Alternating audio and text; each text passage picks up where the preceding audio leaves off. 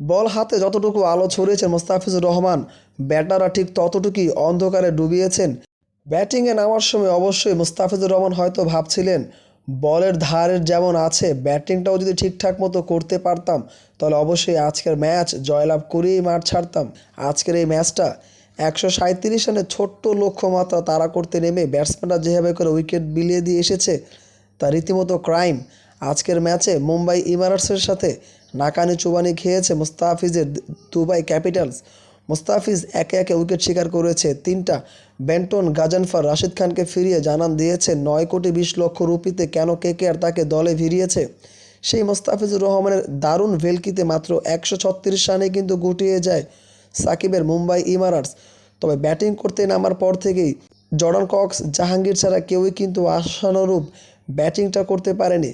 শেষ ওভারে যখন 16 রান প্রয়োজন তখন রোমানিও শেইফার্ড চমৎকার বোলিং করে নিজের দলটাকে জয়লাভ করিয়েছে। মুম্বাই ইমারাটসের জনি ব্রায়াস্টো করেছেন 67, তাতেই এত একটা পুঁজি পেয়েছে মুম্বাই ইমারাটস। তবে মোস্তাফিজ যে কতটা ভয়ঙ্কর তা অবশ্যই টের পেয়েছে মুম্বাই ইমারাটস। প্রত্যেকটা ব্যাটসম্যান তার বোলিং খেলতে এসে নাকানি চুবানি খেয়েছে।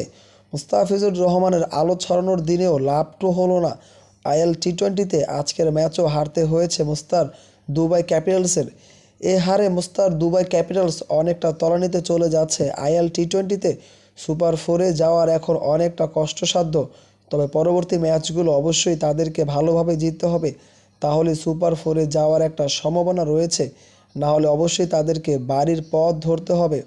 যেভাবে করে আজকে ব্যাটসম্যানটা আউট হয়েছে সত্যিই লজ্জাজনক।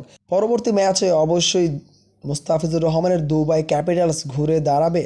এখন দেখার বিষয় পরবর্তী ম্যাচগুলোতে মুস্তাফিজুর রহমান আরও কতটা আগ্রাসী হয়ে নিজের দলটাকে জয়লাভ করাতে পারে।